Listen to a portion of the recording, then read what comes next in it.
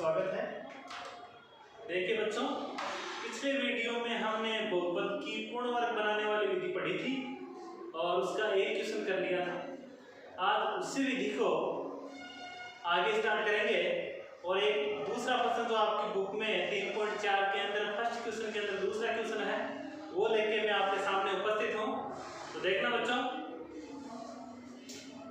3.4 के अंदर ये बहुपद का टॉपिक है, मैं लिख दूं बहुपद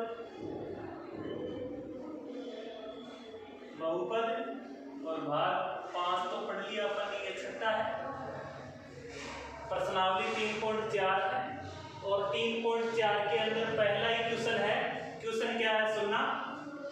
पूर्ण वर्ग बनाने की विधि से निम्न द्विघात समीकरण को हल कीजिए। और उसके अंदर पहले क्वेश्चन के अंदर दूसरा क्वेश्चन है 5x² - 6x - 2 = 0। ये प्रश्न है बच्चों। तो देखो, पूर्ण वर्ग बनाने की विधि जब मैंने कल शुरू की थी तो मैंने बताया था आपको कि जब भी किसी द्विघात समीकरण को पूर्ण वर्ग बनाने वाली विधि से हल करते हैं तो सबसे पहला काम क्या करते हैं आप बताइए। कमेंट बॉक्स में लिख के मुझे बताइए, मैं देखता हूँ। चलो कौन कौन ध्यान देता है बताना मुझे।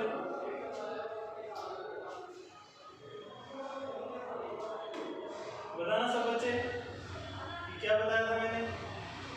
अगर नहीं पता है तो मैं बता दूं।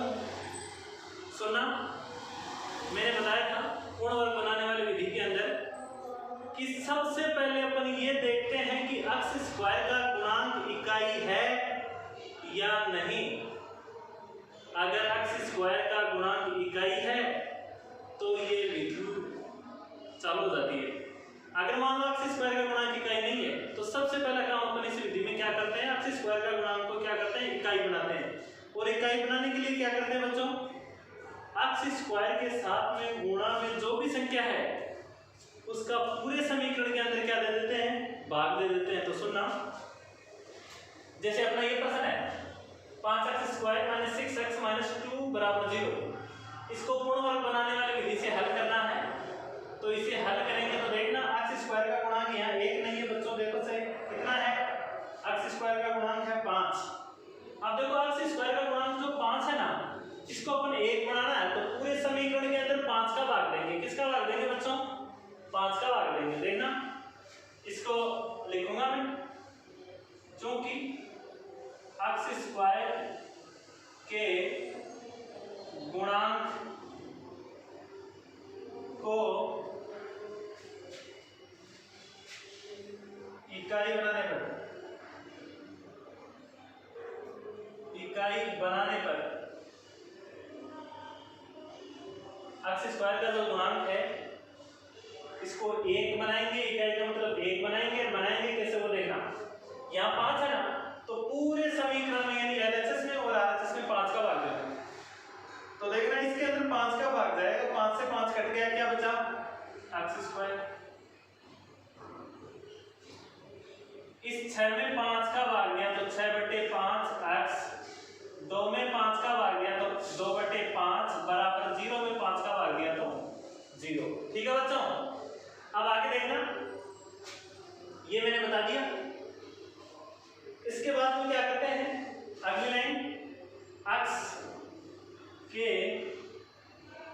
गुणांक के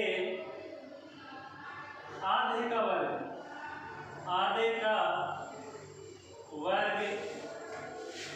दोनों पक्षों में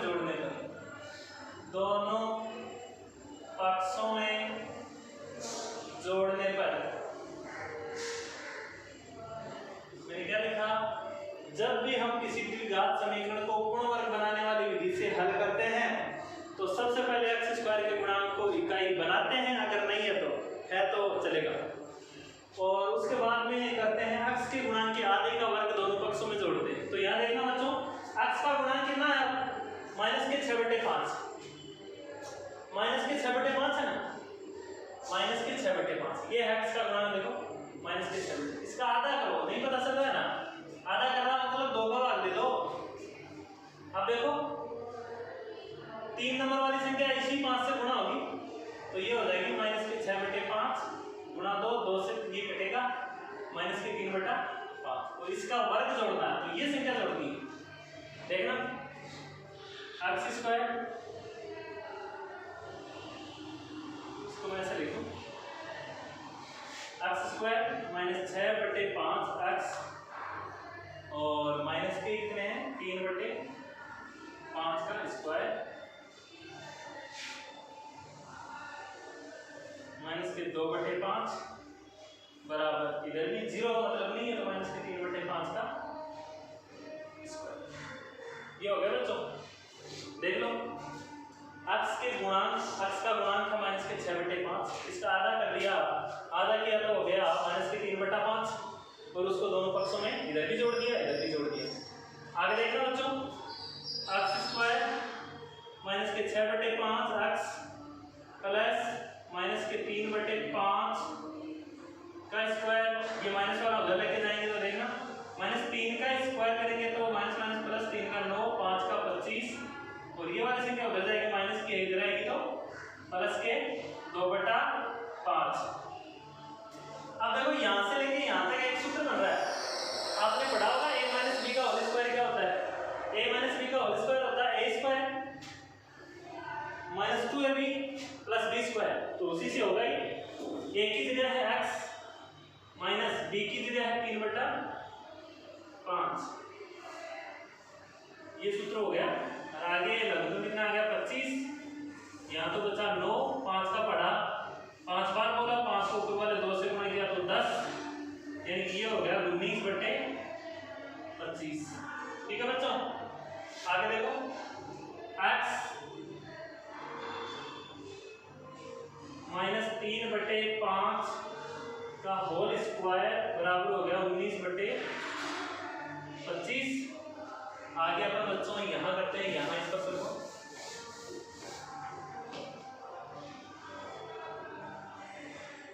देखना दोनों तरफ वर्गमूल होगा तो वर्गमूल लेने पे ऐसे लिख दो वर्गमूल लेने पर वर्गमूल लेने पर वर्गमूल लेंगे तो देखना x माइनस 3/5 का स्क्वायर इसका वर्गमूल ले लिया और इधर 19/25 का वर्गमूल ले लिया। ठीक है बच्चों,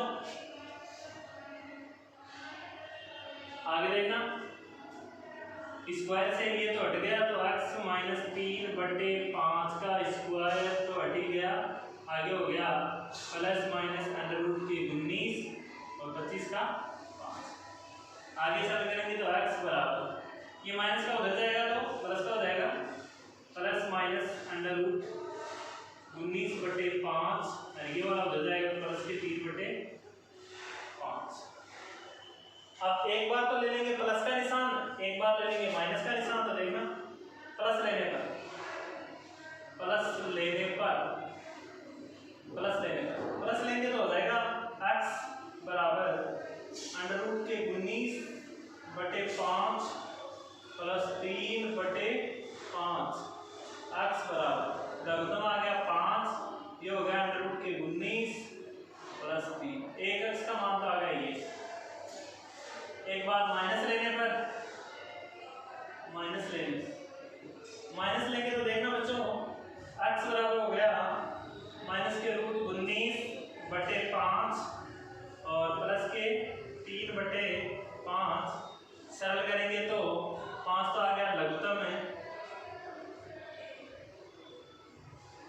और यहाँ तो माइनस के अंडर रूट के 19 प्लस 3, एक x का मान आ गया ये बच्चों।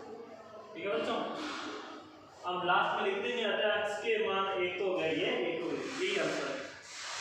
देख लो बच्चों ध्यान से और इसका स्क्रीनशॉट ले लो, उसके बाद अपन अगला क्वेश्चन पढ़ेंगे। अच्छा क्वेश्चन है एग्जाम के लिए, तो मैं मिटा दूं इसको। अब देखो एक चीज बताऊं मैं आपको, इसको तो मैं मिटा रहा हूं, दोबारा बोलूंगा एक बार सुन लो और प्रश्न नहीं बताऊंगा ऐसे। 5x square minus 6x minus 2 बराबर 0, इसे पूर्ण वर्ग बनाने की विधि से हल करना है तो सबसे पहले ये एक्स स्क्वायर के गुणांक को इकाई बनाएंगे, यदि इकाई नहीं है तो इकाई बनाएंगे, ठीक है। उसके बाद में एक्स के गुणांक के आधे का वर्ग दोनों पक्षों में जोड़ेंगे। उसके बाद में देखते हैं कि एक तरफ तो एक a प्लस बी का या a माइनस बी का होल स्क्वायर बनेगा और दूसरी तरफ बाकी सारी संख्या हो जाएगी। फिर लास्ट में इसका सही बटेगा जोड़ है, इसको सरल करके और वर्गमूल लेके x के दो मान आएंगे, एक प्लस लेने पे एक माइनस लेने पे उसे सरल कर लेंगे। इस प्रकार से हमारा ये प्रश्न पूरा हो जाएगा, ठीक है ना।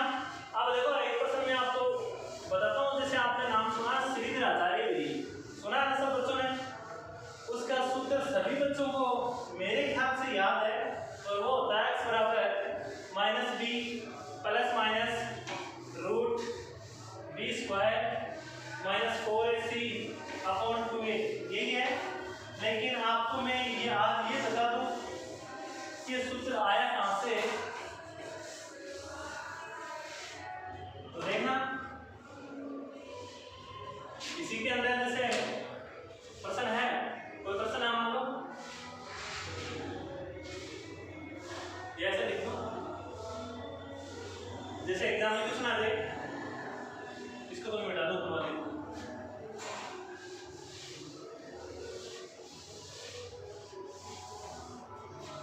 जैसे मान लो प्रश्न आ जाए, क्वेश्चन आए श्रीधर आचार्य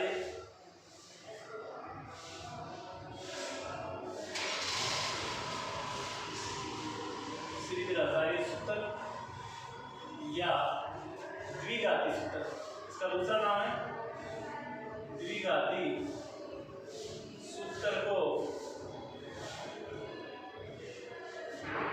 व्युत्पन्न कीजिए, सिद्ध कीजिए, वो है तो व्युत्पन्न कीजिए,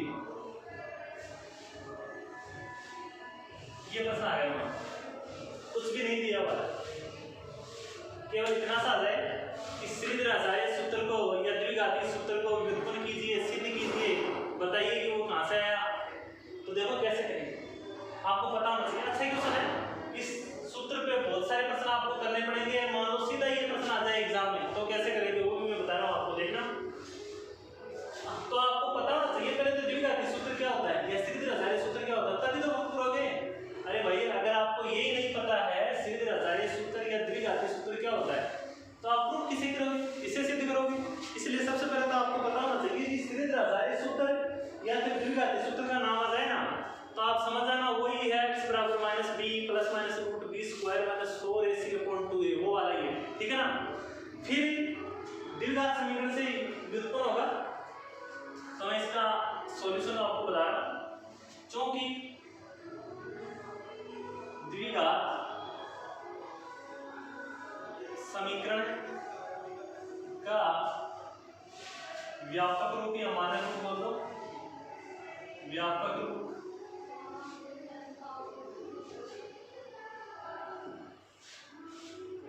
ax square plus bx plus c बराबर 0, a नॉट इक्वल टू 0 और b कॉमा c बिलोंग, ऐसे लिखो बराबर अच्छा और x क्या है। सुनो, जो अपन द्विघाती सूत्र काम में लेते हैं वो किसके लिए लेते हैं बच्चों, द्विघात समीकरण को हल करने के लिए, यानी इसी समीकरण का रूप है वो, इसी का आंसर है वो, इसी का सॉल्यूशन है, यानी इसका ही है वो सूत्र, तो इसका व्युत्पन्न करेंगे। तो देखो पूर्ण वर्ग विधि से इसे साबित करेंगे अपन, जो भी आएगा ना वो देख लेंगे पूर्ण वर्ग विधि से, इसे पूर्ण वर्ग विधि से हल करेंगे। देखो शुरू करता हूँ, यहाँ से देख लो, x स्क्वायर का गुणांक चेक करो पहले, तो x स्क्वायर का गुणांक क्या है, a है, मतलब इकाई नहीं है, तो इकाई बनाओ सबसे पहले इसको। जो ही इसको इकाई बनाएंगे तो a का पूरे के अंदर भाग देना पड़ेगा, तो ये तो हो जाएगा ax स्क्वायर बटा a, ये हो गया bx बटा a, ये हो गया c बटा a, और बराबर ये 0 बटा a लिख दो या 0 कर दो, कोई दिक्कत नहीं, हो गया। आगे देखो, x स्क्वायर के गुणांक इकाई बनाने पर, क्या बनाने पर जी? इकाई बनाने पर। ठीक है बच्चों, इकाई बनाने पर। आगे देखो, ए से ए कट गया तो ये तो हो गया एक्स स्क्वायर, ये हो गया बी बटा ए एक्स, ये हो गया सी बटा ए और ये हो गया 0। आगे देखना बच्चों, एक्स स्क्वायर का गुणांक इकाई बनाने के बाद क्या करते हैं? एक्स के गुणांक के आधे का वर्ग दोनों पक्षों में जोड़ते हैं। तो देखो एक्स के गुणांक के आधे का वर्ग दोनों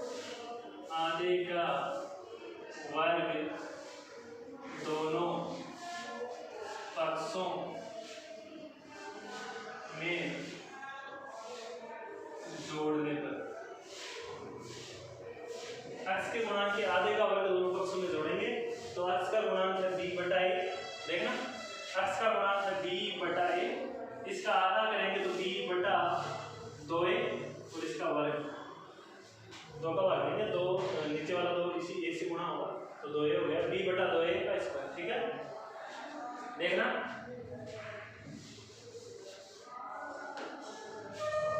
एक्स स्क्वायर प्लस बी बटा ए एक्स प्लस बी बटा 2a का होल स्क्वायर प्लस सी बटा ए बराबर बी बटा 2a का होल स्क्वायर।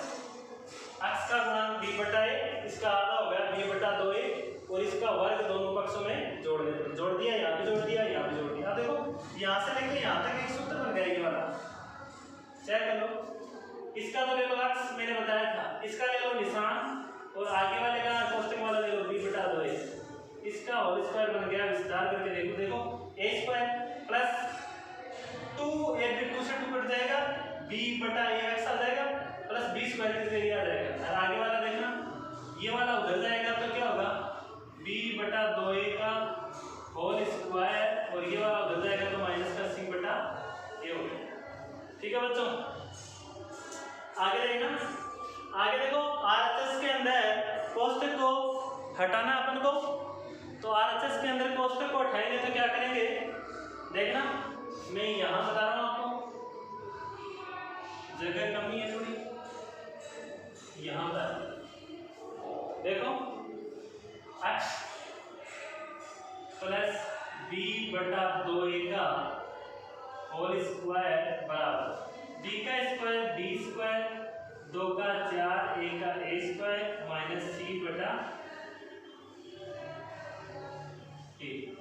ठीक है बच्चों, आगे देखना, x प्लस b बटा 2a का होल स्क्वायर बराबर लघुत्तम कितना आएगा दोनों का? देखो a इसमें भी है, इसमें भी है, तो यही आ गया लघुत्तम पूरा का पूरा 4a स्क्वायर। ये एक बार एक को पूरा वाले इससे गुणा किया तो b स्क्वायर माइनस a का बड़ा 4a बार बोला, 4a को c से गुणा किया तो 4ac। ठीक है, मेरे विचार से इतना आप सबको समझ में आ गया होगा। इससे आगे देखना, इससे आगे देखने के लिए दोनों तरफ लेंगे वर्गमूल, जो ही वर्गमूल लेंगे अंडररूट का निशान आ जाएगा, अंडररूट का निशान आते ही इसका तो स्क्वायर हट जाएगा, ये तो बचेगा x प्लस b बटा 2a, ये तो बचेगा ये, और इधर आ जाएगा plus minus under root b square minus 4ac बटा 4a स्क्वायर, ये अंडररूट लेते हो। ठीक है, इतना हो गया ना। अब देखो इससे आगे अपन इसे जो ही सरल करेंगे, आपको शायद नीचे वीडियो कटा हुआ दिख रहा है, पूरा साफ साफ नहीं दिख रहा, इसलिए मैं नीचे वाली लाइन को मिटा रहा हूँ। देखो ये लाइन मैं दोबारा बता देता हूँ आपको, यहाँ आपको दिख नहीं रहा है इसलिए आप यहाँ देखना, यहाँ ध्यान देना, x प्लस b बटा 2a का स्क्वायर है तो अंडररूट हटा दिया, plus minus under root b square minus 4ac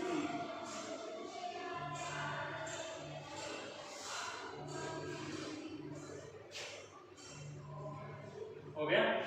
आगे देखना x प्लस बी बटा 2a बराबर, देखो ऊपर वाले का अंडर रूट हटेगा नहीं तो बी स्क्वायर माइनस 4ac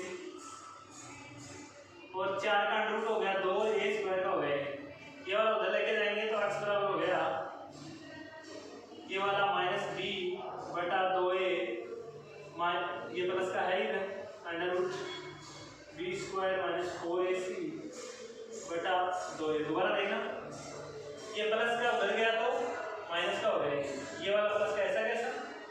आगे वाली लाइन में देखो मैं कहां से लिखूं इसको, यहां लिख दो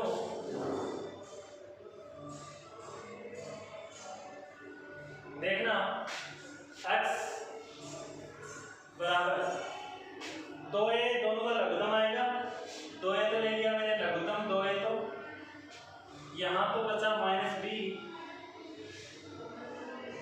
देखना कहाँ से गया था मैंने रूट, ये प्लस माइनस मैंने छोड़ दिया ना, यहाँ प्लस भी आएगा माइनस भी आएगा, प्लस भी आएगा माइनस भी आएगा, यहाँ छोड़ दिया minus b plus minus under root b square minus 4ac, यही है अपना श्रीधराचार्य सूत्र। कौन सा सूत्र जी? श्रीधराचार्य, ये व्युत्पन्न हो गया और इसे आपको याद करना है। देखो बच्चों मैंने आपको आज ये बता दिया इस श्रीधराचार्य विधि के अंदर जो श्रीधराचार्य सूत्र या द्विघाती सूत्र आप काम में लेते हो वो पूर्ण वर्ग विधि से कैसे व्युत्पन्न किया जा सकता है वो करके मैंने बता दिया।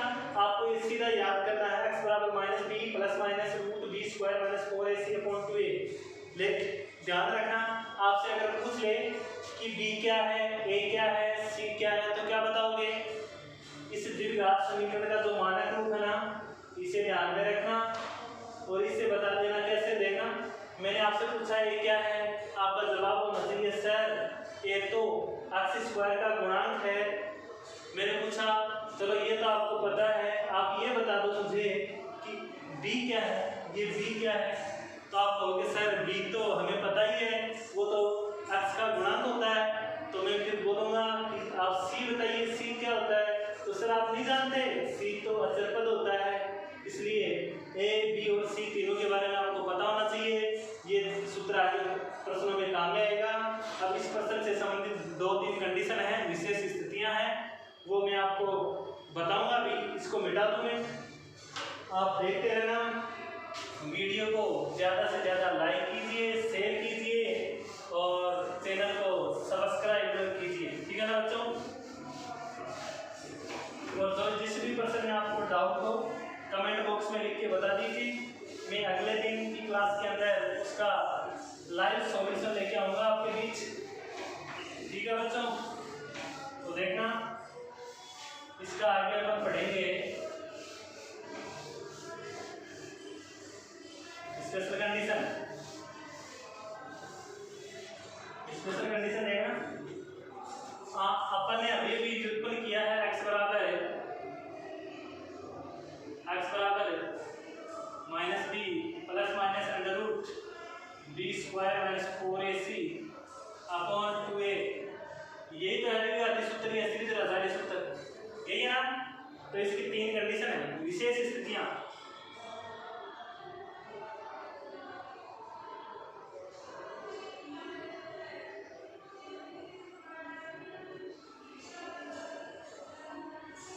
ये 3 विशेष स्थितियां हैं, अब मैं बताऊंगा, आप देखना कौन कौन सी है। देखो अपन जब भी किसी समीकरण को हल करते हैं ना तो x के मान निकालते हैं और द्विघात समीकरण के अंदर x के कितने मान आएंगे, द्विघात का तो 2 ही आएंगे। और समीकरण को हल करते हैं जो x के मान आते हैं ना उसे अपन मूल बोलते हैं। क्या बोलते हैं बच्चों? मूल बोलते हैं, ठीक है ना। और बहुपद के अंदर जो x के मान आते हैं उसे शून्य बोलते हैं, ठीक है ना। तो देखना इसके जो मूल आए ना, द्विघात समीकरण के 2 मूल आए, एक तो आ जाएगा प्लस लेने पे, एक आ जाएगा माइनस लेने पे। अब उन दोनों मूलों की कंडीशन क्या क्या होगी वो मैं आपको बताने जा रहा हूँ कि मूल वास्तविक होंगे, काल्पनिक होंगे, भिन्न होंगे, समान होंगे, उसके बारे में बताऊंगा। तो आप देखते रहना। देखो पहली कंडीशन ये है, ध्यान से देखना सब बच्चे। पहली कंडीशन अगर मान लो बी स्क्वायर माइनस 4ac का मान बड़ा है, पहली कंडीशन। अब एक बात चीज होता है ना, ये जो बी स्क्वायर माइनस 4ac है ना, ये वाला, ये अंदर वाला, ये वाला होगा पूरा, ये बी स्क्वायर माइनस 4ac है ना, इसे विवेचक बोलते हैं, ध्यान दे लेना। एक बार वही चीज बता दूं मैं आपको, कंडीशन बाद में बताता हूँ। इस समीकरण के अंदर विवेचक होता है, विवेचक, विवेचक बोल दो या विविक्तिकर बोल दो या इसको डिस्क्रिमिनेंट बोल दो, डी से दर्शाते हैं इसको, और इसका मान होता है बी स्क्वायर माइनस 4ac। यह आपको पता होना चाहिए बच्चों, विवेचक बोल दो, विविक्तिकर बोल दो या फिर डिस्क्रिमिनेंट बोल दो, ठीक है ना।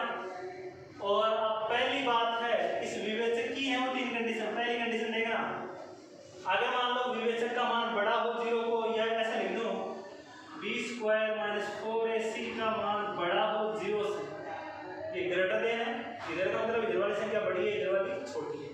देखना ऐसे लिखूंगा बी स्क्वायर माइनस 4ac का मान बड़ा है 0, या फिर मैं लिखूं विवेचक का मान बड़ा है 0, या फिर मैं लिखूं विविक्तिकर का मान है बड़ा 0। इसका मतलब है एक ही है, तीनों में से कोई सी, डी का मान बड़ा कर दो 0 से।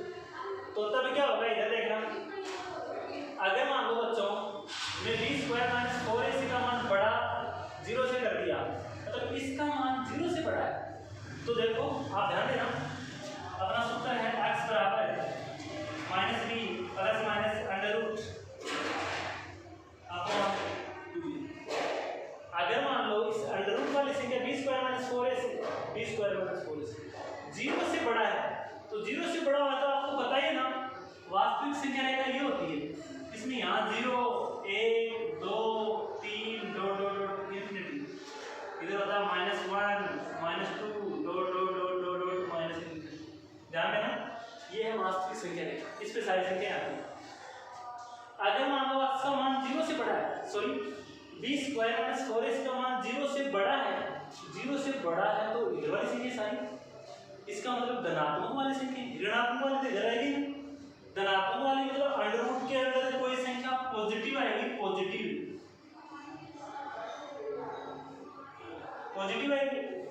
अगर पॉजिटिव आएगी कोई भी संख्या आ जाए, 1 आ जाए, 2 आ जाए, 3 आ जाए, 4 आ जाए, 5, इधर वाली में से कोई सी भी संख्या आ जाए मान लो, तो इस अंडर रूट का कुछ ना कुछ मान तो होगा ही ना, पक्का होगा, इसका मतलब मान तो वास्तविक होगा।